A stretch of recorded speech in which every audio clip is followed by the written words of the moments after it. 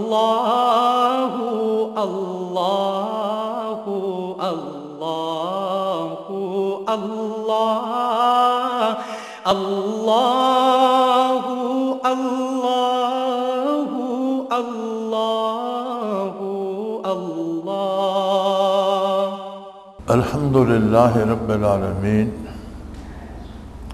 والصلاة والسلام علی حبیبہ محمد وآلہ وصحبہ اجمعین اعوذ باللہ من الشیطان الرجیم بسم اللہ الرحمن الرحیم قولہ تعالی فألقی السحرۃ ساجدین، سو جادوگر سجدہ میں گر گئے اور کہا کہ ہم تو ایمان لے آئے ہارون اور موسیٰ کے پروردگار پر۔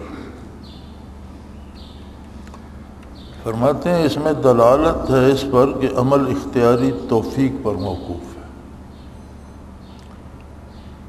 بڑی نازک بات ارشاد فرمائی گئی ہے کہ انسان کو اختیار تو ہے، وَهَدَيْنَاهُ السَّبِيلَ إِمَّا شَاكِرًا وَإِمَّا كَفُورًا، لیکن یہ بھی توفیق الہی پر موقوف ہے۔ اللہ توفیق دے تو صحیح فیصلہ ہو سکتا ہے، اور توفیق الہی موقوف ہے بندے کے قلبی تاثرات پر، وہ دل کی گہرائی سے کیا چاہتا ہے۔ اگر وہ رضائے باری کا طالب ہے تو اسے نیکی کی توفیق عطا ہو جاتی ہے، اور اگر رضائے باری مطلوب نہیں تو بھلائی کی توفیق نہیں ہوتی۔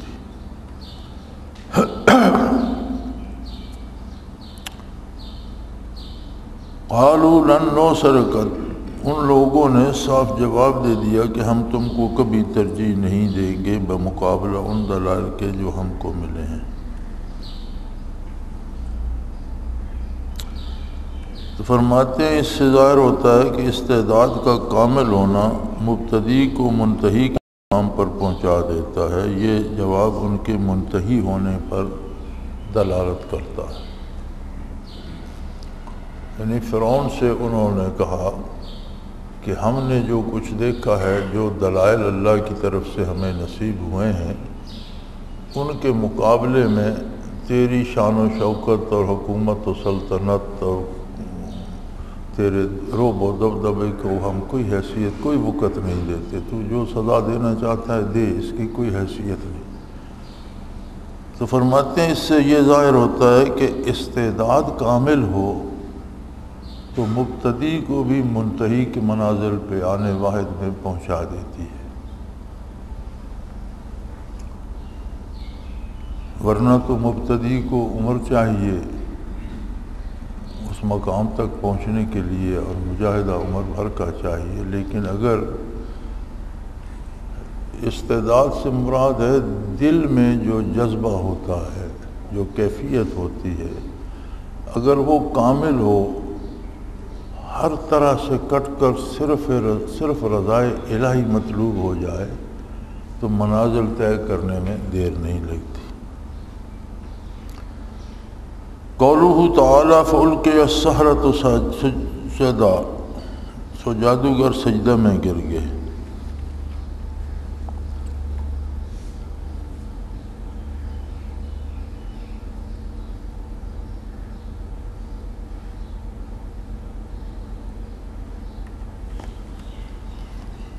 اس میں تنبیہ ہے سامع کی حق تعالی کے الطاف پر کہ جس بندہ کو چاہے غایت کفر و عناد سے نہایت ایمان تک پہنچا دے۔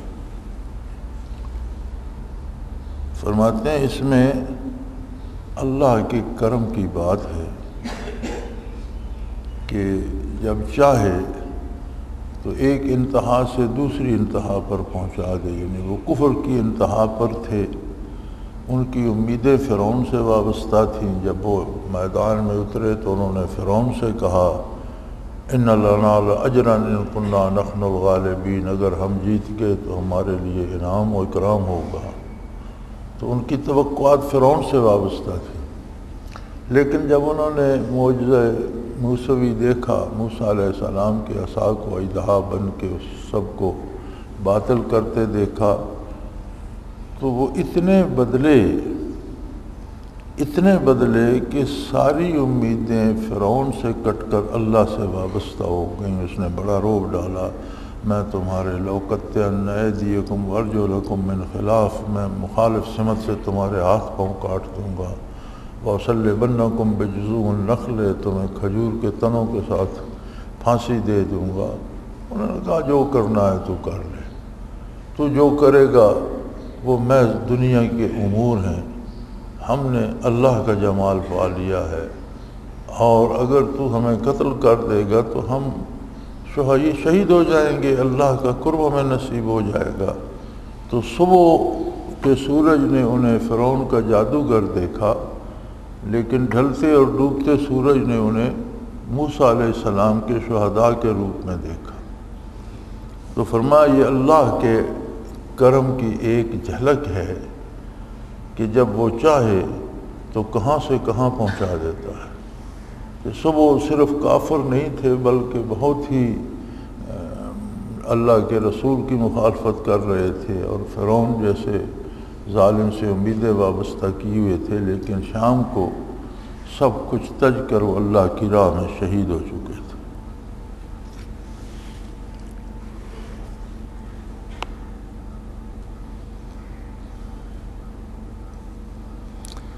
قولہ تعالی ما منعک اذ رأیتہم ضلوا الا تتبعن، موسیٰ علیہ السلام نے ہارون علیہ السلام سے فرمایا کہ جب آپ نے دیکھا یہ گمراہ ہو گئے ہیں تو آپ کو میرے پاس چلے آنے سے کس نے روکا؟ اس میں مفارقت ہے اشرار کی، جب ان کی اصلاح سے مایوسی ہو جائے۔ ہارون علیہ السلام کی مفارقت نہ کرنا سبب اجتہاد کے، جیسا انہوں نے الا خشیت میں خود بیان فرمایا، انی خشیتوں میں خود بیان فرمایا موسیٰ علیہ السلام نے ہارون علیہ السلام سے ناراض ہوتے ہوئے فرمایا کہ جب یہ گوشالہ پوجنے لگے تھے اور بت کو سجدہ کرنے لگ گئے تو آپ انہیں چھوڑ دیتے، میرے پاس چلے آتے۔ تو فرماتے ہیں اس میں اشارہ اس طرف ہے کہ جب اصلاح کی امید نہ رہے تو بدکاروں سے الگ ہو جانا چاہیے، انہیں چھوڑ دینا چاہیے۔ لیکن ہارون علیہ السلام نے کیوں نہ چھوڑا؟ تو اس میں انہوں نے اجتہاد کی وجہ سے نہ چھوڑا کہ کچھ ایسے بھی تھے جو سجدہ نہیں کرتے تھے، تو ان کا اجتہاد یہ تھا کہ اگر میں انہیں چھوڑ کر چلا گیا تو ایسا نہ ہو کہ جو بچ گئے ہیں یہ بھی گمراہ ہو جائے۔ تو وہ ان کا اپنا اجتہاد تھا، لیکن اصول یہ ہے کہ جہاں اصلاح کی امید نہ ہو وہاں سے چلا جائے۔ ہمارے ہاں رواج ہو گیا ہے کوئی ہی دن خالی جاتا ہو، ورنہ میرے پاس بھی یا ای میل یا ڈاک یا بندہ خود آ جاتا ہے، جی دعا کریں میرا فلاں ملک کا ویزا لگ جائے۔ سارے کافر ملک ہیں اور ہر جگہ خنزیر کھایا جاتا ہے، حرام کھایا جاتا ہے۔ سودی نظام تو خیر یہاں بھی ہے لیکن وہاں بھی ہے، اور یہاں کا سودی نظام پھر ایسا ہے کہ اللہ جسے توفیق دے بچنا چاہے سود نہ لے بچ سکتا ہے، وہاں تو بچنا بھی محال ہے کہ معیشت کچھ ایسی الٹی ہو گئی ہے کہ بندہ بچ ہی نہیں سکتا، ہر چیز ادھار پہ خریدنی پڑتی ہے، پھر اس پہ سود چلتا رہتا ہے، قسطیں چلتی رہتی ہیں۔ اور خنزیر اس قدر استعمال ہوتا ہے کہ فروٹ اور سبزیوں پر بھی اس کی چربی مل کے چمکا کے رکھ دیتے ہیں، ان کو چمکانے کے لیے مل دیتے ہیں، ٹوتھ پیسٹ میں ڈال دیتے ہیں، بسکٹوں میں، کیک میں، کھانے میں، ہر چیز میں انہوں نے استعمال کیا ہوا ہوتا ہے۔ تو بڑا مشکل ہے وہاں، لیکن اس کے باوجود ہر بندہ کوشش کر رہا ہے کہ میں وہاں پہنچ جاؤں۔ اس کی شرعی حیثیت یہ ہے کہ کوئی ایسا بندہ اتنا مضبوط، اتنا کامل ہو کہ جو کفر کے ماحول میں جائے تو وہاں کسی کی اصلاح کی امید ہو، اس کے گمراہ ہونے کا خطرہ نہ ہو، اسے ضرور جانا چاہیے۔ اور جسے یہ خطرہ ہو کہ وہاں جا کر خود بھی گمراہ ہو جاؤں گا، اسے وہاں نہیں جانا چاہیے۔ اگر وہاں رہتا بھی ہے اور یہ خطرہ ہے کہ یہاں رہ کر اپنے آپ کو نہ بچا سکوں گا تو وہاں سے ہجرت کر جائے، وہاں چلا جائے جہاں دین محفوظ ہو۔ لیکن یہ سب باتیں تب ہوتی ہیں جب آخرت مطلوب ہو، مقصد ہی دنیا بن جائے تو پھر ان باتوں کی کیا حیثیت رہ جاتی ہے۔ تو آج کل مخلوق کا مقصد حصول زر اور حصول دنیا رہ گیا ہے۔ الا ماشاء اللہ، بڑی خوش نصیب ہیں وہ لوگ جنہیں اللہ نے آخرت کی فکر عطا فرمائی ہے اور دنیا میں تھوڑے پہ گزارا کر کے راضی ہیں، بجائے اس کے کہ آخرت ضائع کر کے زیادہ دولت حاصل کریں۔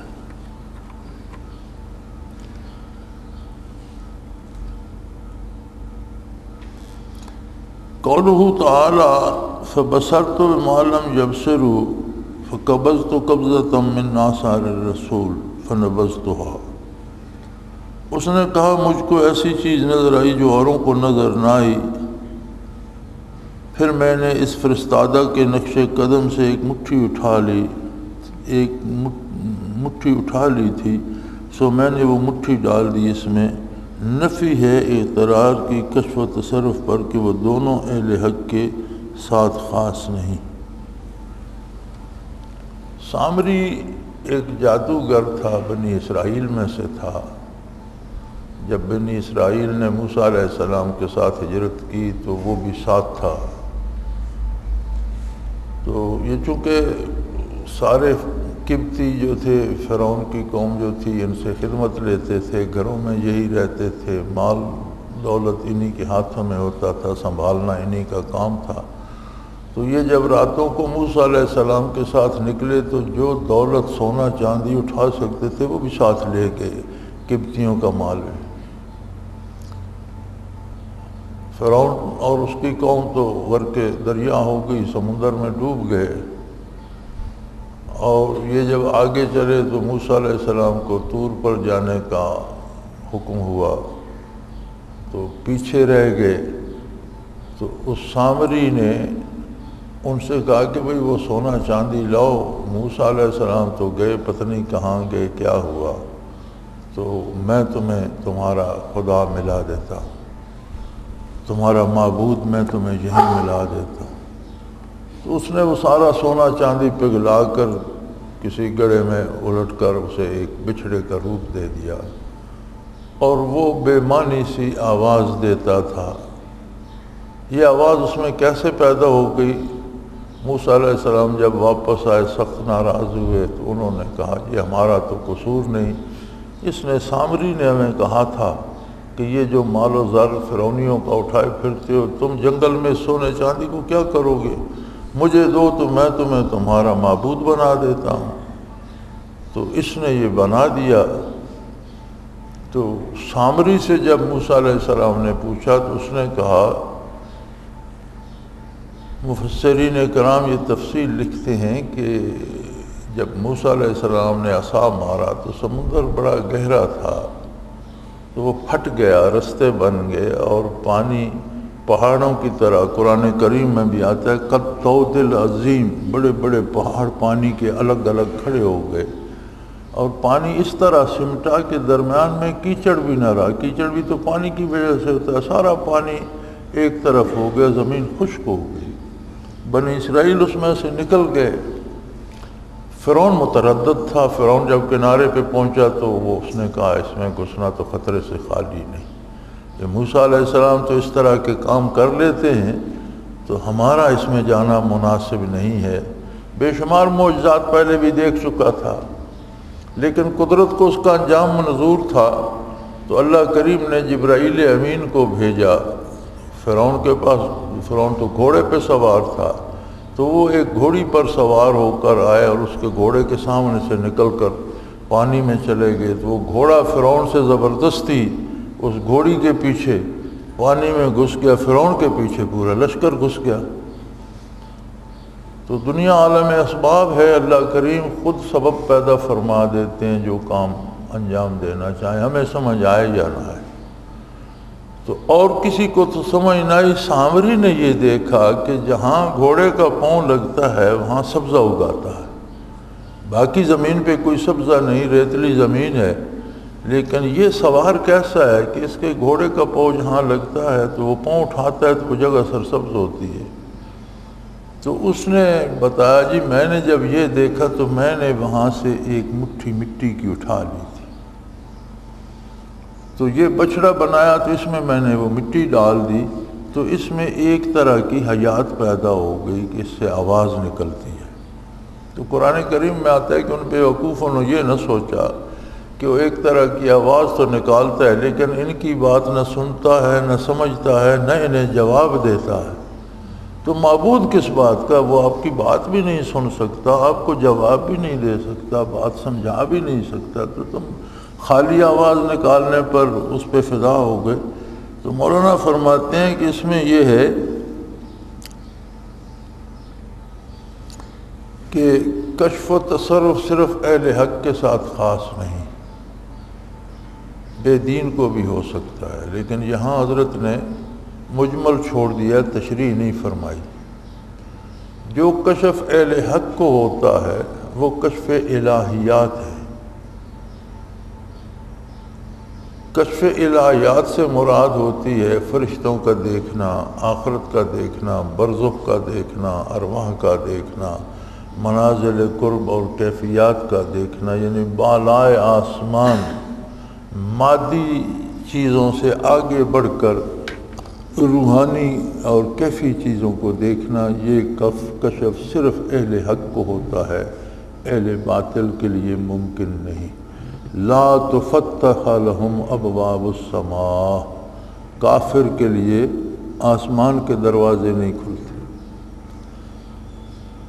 کافر اور بے دین جو مجاہدہ کرتے ہیں، یہ ہندو یوگی بڑا بڑا مجاہدہ کرتے تھے، 40 دن ایک کوٹری میں بند رہتے اور 40 دانے سوگی کے لے جاتے، ایک ایک دانہ 24 گھنٹوں میں کھا کر، تو 40 دن چلے لگاتے، تو بھوک پیاس سے ایک تو دل سے چربی اتر جاتی ہے اس بھوک سے، دوسرا حواس میں یکسوئی آ جاتی ہے۔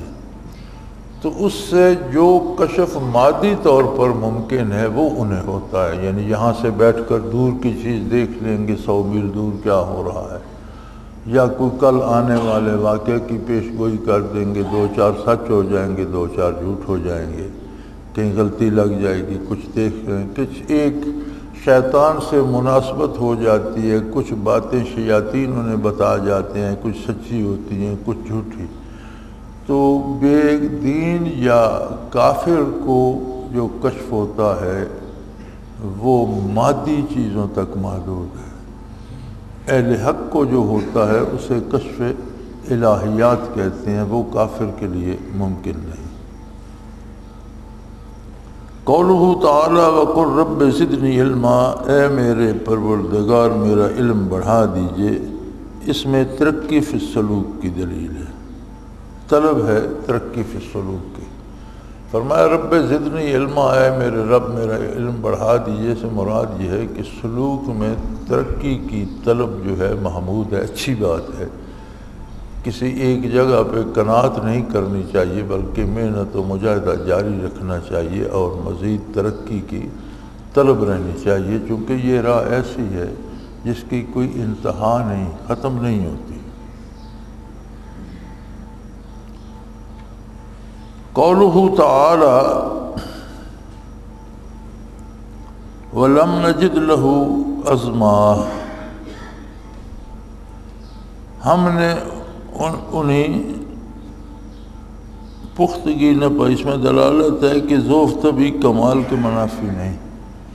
آدم علیہ السلام نے جب وہ ممنوع شجر سے پھل کھا لیا تو اس کا ذکر فرماتے ہوئے اللہ کریم فرماتے ہیں وَلَمْ نَجِدْ لَهُ عَزْمًا، ہم نے آدم کا ایسا ارادہ نہیں پایا کہ نافرمانی کا ارادہ ہو، بس وہ شیطان نے قسمیں کھائیں اللہ کے نام کی، تو ان کے پاس یہ تصور ہی نہیں تھا کہ کوئی اللہ کے نام کی جھوٹی قسم بھی کھا سکتا ہے۔ آدمی اپنے مزاج پہ جاتا ہے، اکثر اہل اللہ کو لوگ جھوٹ بول کر دھوکہ دے جاتے ہیں، بلکہ محدثین نے صوفیاء کی حدیثیں لینے سے منع کر دیا کہ صوفیاء سے حدیث نہ لیا کرو، تو کہا گیا کہ یہ تو سب سے نیک لوگ ہیں، اور کھرے اور سچے لوگ ہیں، کبھی جھوٹ نہیں بولتے، تو ان سے حدیث کیوں نہ لی جائے؟ تو انہوں نے کہا یہ خود جھوٹ نہیں بولتے، لیکن ان سے جو جھوٹ بول جائے، یہ اتنے بولے بالے ہوتے ہیں کہ سمجھتے ہیں سچ ہی کہہ رہا ہے، آخر مسلمان ہے، نبی کریم کے نام سے بات کر رہا ہے تو جھوٹ کیوں بولے گا؟ یہ وہ بات آگے نقل کر دیتے ہیں، ان سے حدیث نہ لی جائے، یہ ہر ایک پہ اعتبار کر لیتے ہیں۔ تو اللہ کریم فرماتے ہیں کہ آدم کا ارادہ نہیں تھا آدم علیہ السلام کا نافرمانی کرنے کا، غیر ارادی طور پر فطری جو انسانی کمزوری ہے، یعنی اس پہ اعتبار کر لیا اس کی بات پہ، تو یہ ایک فطری کمزوری تھی۔ تو فرماتے ہیں جو فطری کمزوریاں ہیں یہ کمال کے منافی نہیں ہیں، یہ کاملین سے بھی ہو سکتی ہیں۔ ضعف طبی اور کمال میں منافات نہیں، یعنی فطری کمزوری اور کسی کمال میں، کسی کے کامل ہونے میں کوئی ایسی بات نہیں ہے، ہو سکتا ہے کامل سے بھی یہ کمزوری ہو سکتی ہے۔ حضرت رحمۃ اللہ علیہ فرمایا کرتے تھے، ایک واقعہ دہلی کا، کوئی بزرگ تھے تو انہیں فطرتاً ایک وہم ہو گیا تھا کہ ان کے پاس کچھ اشرفیاں تھیں، انہیں لیے پھرتے تھے، چھپائے رکھتے تھے، ایک اس میں مٹی کے برتن میں ڈالی ہوئی ہیں اور اندر چھپا کے رکھی ہوئی ہیں۔ تو ان کے پاس شاگرد اور طالب علم بھی ہوتے تھے، تو یہ طالب علموں کا جو ٹولہ ہوتا ہے یہ بھی بڑا، ان کا بھی مزاج بڑا عجیب ہوتا ہے۔ تو انہوں نے کہا حضرت کے پاس اشرفیوں کی اتنی بڑی وہ مٹکی سی بھری ہوئی ہے، کچھ تو لینی چاہیے کھانے پینے کے لیے۔ حضرت دیں گے نہیں، وہ تو کسی پر اعتبار ہی نہیں کرتے۔ انہوں نے کہا اچھا کوئی طریقہ کرتے ہیں۔ تو انہوں نے کہا حضرت وہ اشرفیاں تو کب کی آپ نے اس مٹکے کے منہ پہ کپڑا بھی دے رکھا ہے، اوپر سے منہ باندھ بھی رکھا ہے، پھر اسے چھپا بھی رکھا ہے، تو ان کو تو زنگ لگ جائے گا، ختم ہو جائیں گی، خراب ہو جائیں گی پڑی۔ تو وہ بڑے پریشان ہوئے، انہوں نے کہا یار میں نے تو ایک ایک کر کے جمع کی تھی تو یہ خراب ہو جائیں گی، تو پھر کیا کریں؟ حضرت انہیں دھوپ میں سکھائیں، دھوپ شوب لگوا کر خشک کر کے پھر اندر رکھ دیں۔ اور حضرت جی نے باہر ایک چادر بچھائی یا کوئی جانماز بچھائی، اس پر وہ مٹکی الٹ دی اور نے پھیلا دیا، لیکن ڈنڈا لے کر ساتھ بیٹھ کے چوکیداری کی۔ انہوں نے کہا بابا جی تو پھر مات دے گئے ہمیں، تو وہ تو اٹھانے تو نہیں دیں گے، تو ڈنڈکا لے کر بیٹھ گئے، کوئی اور تدبیر سوچو۔ تو انہوں نے کہا حضرت بڑی عجیب الٹی سی خبر آئی ہے۔ یہ کیا خبر ہے؟ وہ جو دریا کا پل ہے نا اس طرف شہر کے، بادشاہ نے حکم دیا کہ اس پل کو اکھیڑو اور اٹھا کر شہر کے اوپر سے گزار کر شہر کے دوسرے طرف لگا لو، تو ایسا نہ ہو اوپر سے کوئی اینٹ گرے اور آپ کا سر پھاڑ دے، تو آپ باہر نہ بیٹھیں اندر بیٹھیں۔ انہوں نے کہا بادشاہ بڑا الو کا پٹھا ہے، ایسا بے وقوف ہے، پل کو اکھاڑ کر لگانے کی کیا ضرورت ہے؟ وہیں ٹھیک ہے، اور اکھاڑ کر لے جانا ہے تو شہر کے باہر سے لے جاؤ، تو پھر شہر کے اوپر سے گزارے گا۔ تو انہوں نے کہا جو بادشاہ ہے اس کے مزاج میں اس نے حکم دے دیا۔ تو وہ ڈنڈکا ان بچوں کو پکڑا کر ڈنڈا تو خود اندر تشریف لے گئے کہ یار پھر کوئی اینٹ گر کے سر ہی نہ پھاڑ دے۔ انہوں نے 10-20 ہتھیار نہیں درمیان میں سے، اور شام کو باقی مٹکا بھر کے دے دیا۔ اب بابا جی بھی پکے تھے، بابا جی نے جب وہ ٹٹولا انہوں نے کہا اس میں کچھ کم ہے، پہلے اس سطح تک آتی تھی اب یہ نیچے ہو گئی ہے۔ کہ طالب علم نے کہا حضرت اسی لیے تو دھوپ میں ڈالی تھی تو سوکھ کر سکڑ گئی ہیں نا، پہلے تو وہ پھولی ہوئی تھی تو وہ کچھ دھوپ لگنے سے سکڑ۔ ہاں انہوں نے کہا ٹھیک ہے، پھر اپنا وہ دے دبا کر رکھ دی۔ تو اب اس میں یہ نہیں کہا جا سکتا کہ وہ لالچی تھے یا انہوں نے دولت جمع کی تھی، بس ایک فطری ایک وہم آ گیا اور اس میں مبتلا ہو گئے، ایک فطری وہم تھا۔ کوئی دولت چوری کی نہیں تھی کہ اس کا رکھنا ناجائز تھا، یا اس پر زکوٰۃ نہیں دیتے تھے کہ وہ منع تھا۔ حلال کا پیسہ ہے، زکوٰۃ بھی اس کی ہر سال دیتے ہیں تو رکھیں، لیکن انہیں ایک وہ فطری جو وہم سا ہوتا ہے، ایک وہم ہو گیا، اسے سنبھالے پھرتے تھے۔ تو فرماتے ہیں کہ یہ فطری کمزوریاں ہوتی ہیں تخلیقی طور پر انسان میں، یہ کاملین میں بھی ہوتی ہیں، یہ منافی کمال نہیں۔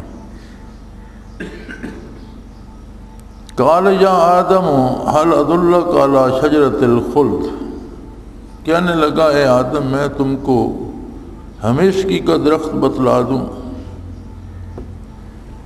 شیطان نے آدم علیہ السلام سے یہ کہا کہ یہ درخت جو ہے اگر یہ آپ اس کا پھل کھائیں گے تو اس کا مطلب ہے کہ آپ ہمیشہ یہی جنت میں رہیں گے، پھر آپ کو کہیں جانا نہیں پڑے گا۔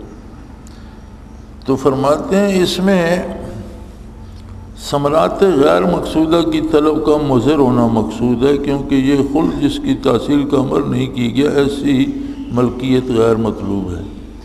تو فرماتے ہیں غیر مقصود جو چیزیں ہیں ان کی طلب جو ہے وہ نقصان دہ ہے، اس سے نقصان ہوتا ہے، روحانی ہوتا ہے، روحانی نہ ہو تو دنیاوی ہوتا ہے، مادی ہوتا ہے۔ یعنی غیر مقصود وہ چیزیں ہیں جو مقصد حیات نہیں۔ زندہ رہنے کے لیے خوراک ضروری ہے، لیکن ایمان اگر نہ بچتا ہو تو ایمان بچانا ضروری ہے، دولت کا لالچ ضروری نہیں۔ مقصد حیات رضائے الہی ہے، حصول آخرت چونکہ رضائے الہی کا مظہر ہے اس لیے وہ مقصد میں آتا ہے، اور دنیا کی چیزیں ضرورتیں ہیں، مقصد حیات نہیں کہ ان پر جان دے دی جائے۔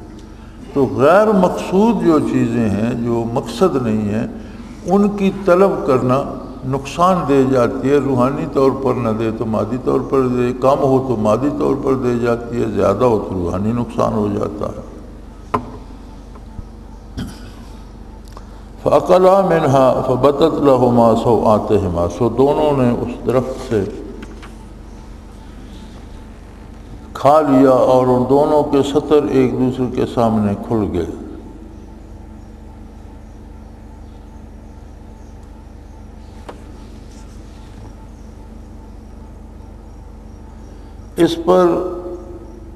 اس میں ذکر ہے صدور خطا اجتہادی کا کاملین سے اور اس پر ان کے مواخذہ کا، بخلاف عوام کے کہ ان کو احیاناً اس پر اجر ملتا ہے۔ فرماتے ہیں یہ بڑا فرق ہے کاملین میں اور عوام میں، کہ عام عالم بھی ہو اجتہادی خطا کر جائے تو اجتہادی خطا پر بھی اس کو اجر ملتا ہے۔ دین کے معاملے میں کوئی سوچے اجتہاد کرے، عالم ہو اور اجتہاداً اس سے خطا بھی ہو جائے تو اس پر ایک اجر اسے ملتا ہے، اور اگر اس کا اجتہاد صحیح ہو تو اس کو 2 گنا اجر ملتا ہے۔ لیکن فرمایا کاملین کے ساتھ ایسا نہیں ہوتا، کاملین کو اجتہادی خطا پر بھی کچھ نہ کچھ مادی سزا مل جاتی ہے۔ جیسے آدم علیہ السلام اور اماں حوا نے جب کھا لیا تو وہ جو ایک ان کا وجود جنت میں ایسا تھا کہ جس میں کسی لباس کے بغیر بھی ان کے سطر پوشیدہ تھے، تو وہ سطر کھل گئے اور پھر انہوں نے جنت کے بڑے بڑے پتے لے کر اس سے سطر ڈھانپے، تو ایک مادی طور پر ایک سزا جو ہے وہ سامنے آ گئی، حالانکہ خطا اجتہادی تھی۔ تو فرماتے ہیں عوام میں اور خواص میں یہ فرق ہے کہ اگر کوئی عالم اجتہادی خطا بھی کرے تو اسے ایک اجر ملتا ہے، لیکن کامل اجتہادی خطا بھی کرے تو اسے کچھ نہ کچھ نقصان ہوتا ہے۔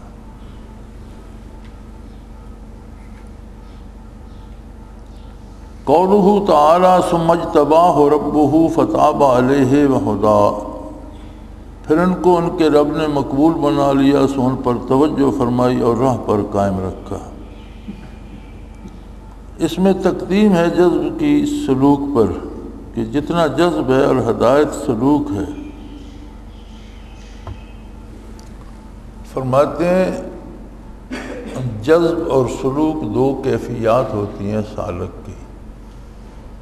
جذب ہوتا ہے کہ وہ اتنا محو ہو جائے اپنے حصول مقصد میں کہ من جانب اللہ اسے ایک کشش محسوس ہو اور دن بھر وہ اپنے اس کام میں لگا رہے، بات کرے تو اسے خیال ہو کہ میرے سلوک کا نقصان نہ ہو، کھانا کھانے لگے تو اسے خیال ہو کہ یہ پاکیزہ ہے، حلال ہے، کہیں ایسا نہ ہو کہ خراب کھانا کھا کے میرا، تو اسے کہتے ہیں یہ فطرت بن جائے، اور من جانب اللہ ایک کشش ہونے لگے کہ ہر وقت اس کا نام ہے جذب۔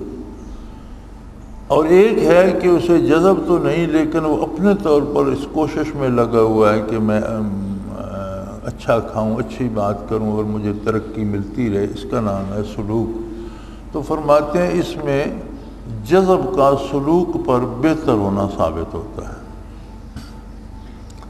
یہ حضرت نے لیا سمجتباہ ربہ، اللہ نے انہیں چن لیا، منتخب کر لیا۔ فرماتے ہیں یہ جذب ہے کہ اللہ اپنی طرف سے کسی کو توفیق ارزاں کر دے اور اس کے دل میں ایسی کشش پیدا کر دے کہ وہ رات دن اسی میں لگا رہے۔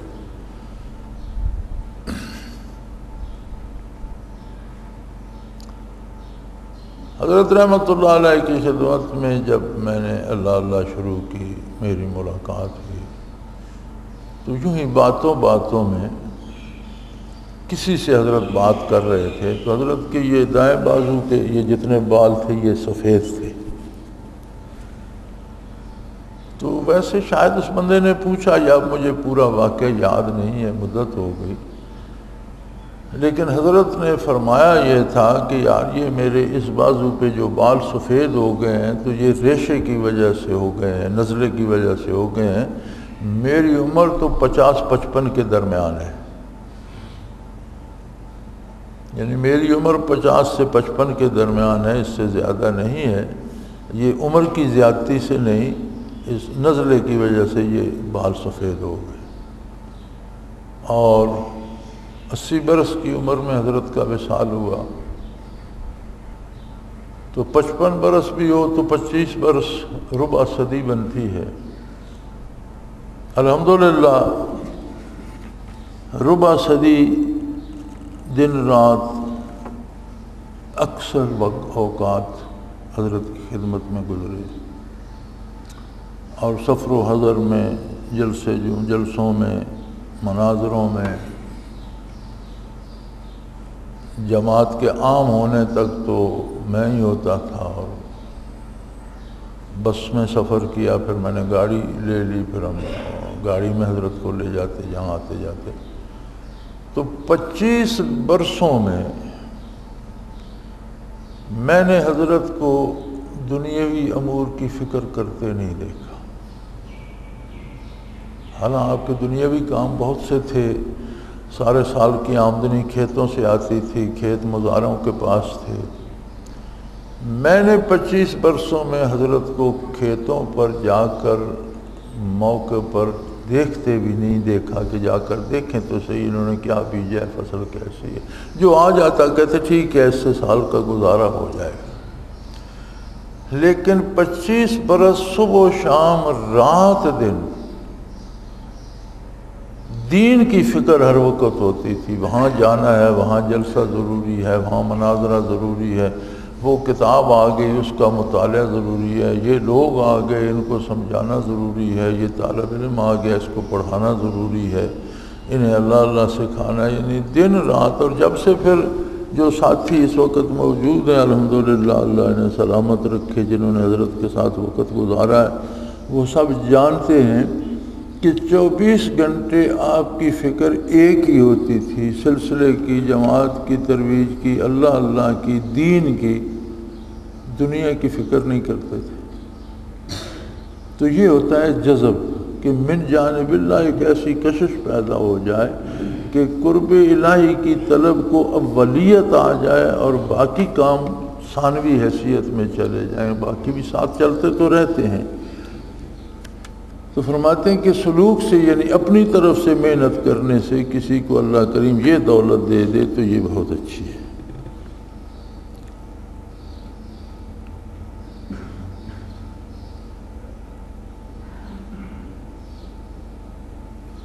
قولہ تعالیٰ فإن له معیشۃ ضنکا، شاید کل جمعے میں بھی ہم نے یہ آیت کریمہ حوالے کے طور پر پیش کی تھی کہ ایسے لوگوں کی ہم روزی تنگ کر دیتے۔ تو کل جو ہم نے معنی کیا وہ تو دنیاوی اعتبار سے تھا، سلوک و تصوف کے اعتبار سے حضرت فرماتے ہیں اس میں ذکر ہے بعض اقسام قبض کا جو معیشت سے مسبب ہو۔ حقیقی قبض یہی ہے، یعنی سلوک کی راہ میں قبض ہوتا ہے کہ منازل میں ترقی رک جائے، یا مشاہدہ جو ہوتا تھا وہ رک جائے، مکاشفات جو ہوتے تھے وہ رک جائیں تو اسے قبض کہتے ہیں، ان میں فراخی آ جائے تو اسے بسط کہتے ہیں۔ تو فرماتے ہیں سلوک کے راہ میں بندے سے خطا ہو جائے تو اس کے مناظر کی ترقی رک جاتی ہے یا اس کے مشاہدات رک جاتے ہیں. تو فرماتے ہیں حقیقی قبض یہی ہے. بعض دفعہ بغیر کسی سبب کے جو قبض ہوتا ہے وہ اس کی تربیت کے لیے ہوتا ہے، اللہ کریم اس کے بعد اسے اور زیادہ دے دیتے ہیں. وہ حقیقی قبض نہیں ہے، صورتاً قبض ہے لیکن حقیقتاً نہیں. جو کسی غلطی کی وجہ سے نقصان ہوتا ہے یہ حقیقی قبض ہے.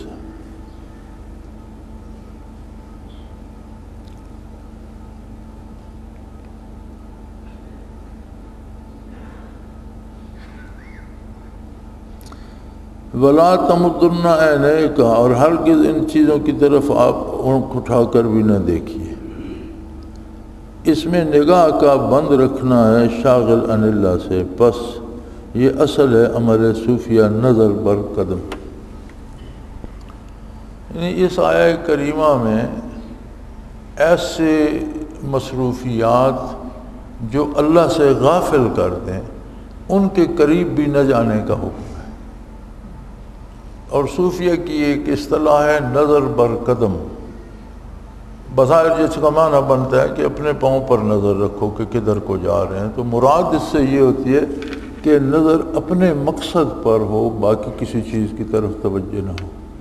پوری اصل حقیقی توجہ جو ہے وہ اپنے مقصد پر ہو. فرماتے ہیں اس کی اصل اس آیت میں ہے کہ اللہ نے منع فرمایا کہ ان چیزوں کی طرف نظر اٹھا کے بھی نہ دیکھیں جو چیزیں اللہ سے غافل کر کے اپنی طرف مصروف کرنے والی ہیں.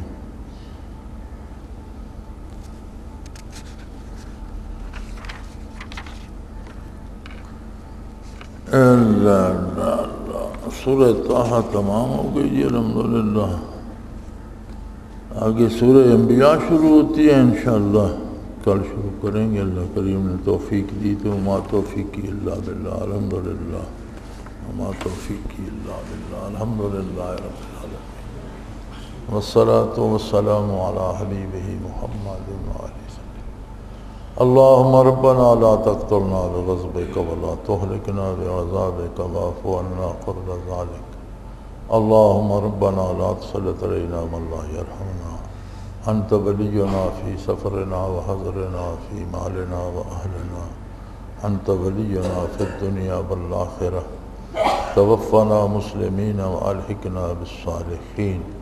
اللہم ربنا نور قلوبنا بنور المعرفت والایمان. اللہم ارزقنا اتباع حبیبک صلی اللہ علیہ وسلم واتباع خلفاء الراشدین المہدیین. اللہم ربنا علیک توکلنا والیک انبنا والیک المصیر. اللہم ربنا سہل لنا امورنا کلها فی دیننا ودنیانا. رب یسر رب یسر رب یسر ولا تعسر وتمم بالخیر. وصلی اللہ تعالی علی حبیبہ محمد برحمتک یا اللہ. اللہ اللہ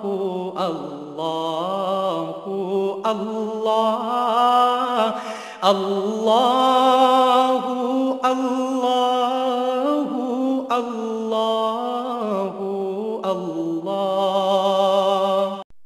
حضرت امیر محمد اکرم آوان مد ذلہ العالی دارالعرفان منارہ ضلع چکوال میں سالہ سال سے قرآن و حدیث کے اوپر خطابات کر رہے ہیں اور سلسلہ نقشبندیہ اویسیہ کے مطابق لوگوں کو ذکر الہی کی تربیت دے رہے ہیں. وہ قرآن پاک کی تفسیر ترتیب وار بیان کر رہے ہیں. تفسیر قرآن کو وہ موجودہ ملکی اور بین الاقوامی حالات کے مطابق بیان کرتے ہیں. موٹر وے سے کلر کہار کے انٹرچینج سے نکلتے ہوئے کلر کہار کی جھیل سے ہوتے ہوئے میانی، بوچھال اور نورپور سے گزرتے ہوئے دارالعرفان منارہ پہنچ سکتے ہیں. حضرت امیر محمد اکرم آوان نے بچیوں اور بچوں کی دینی اور دنیاوی تعلیم کے لیے سقارہ اکیڈمی کے نام سے ایک درسگاہ بھی قائم کی ہے، جس کا افتتاح ملک پاکستان کے صدر جنرل محمد ضیاء الحق نے اپنے دست مبارک سے کیا تھا. वो तमाम अहबाब जो इस्लाम की तलब रखते हैं उनसे गुजारिश है कि दारुल इरफान मिनारा ज़िला चकवाल में अमीर मोहम्मद अकरम आवान साहब के खिताबात से मुस्तफ़ीद हों। वो हर जुमे को नमाज से पहले बयान फरमाते हैं। हर माह की पहली इतवार को माहाना इज्तिमा होता है जिसमें आप खुसूसी खिताब फरमाते हैं और पाकिस्तान के चारों सूबों से अहबाब इस इज्तिमा में शिरकत करते हैं। इसके अलावा यहाँ साल में 2 मरकजी इज्तिमात भी होते हैं, एक रमज़ानुल मुबारक में एतिकाफ का इज्तिमा और दूसरा जुलाई और अगस्त में 40 दिन का इज्तिमा होता है जिसमें रूहानी तरबियत की जाती है। अपना खून सीमाब देकर इतना हम कर जाएंगे, नाम आका का चमन में फिर रकम कर जाएंगे।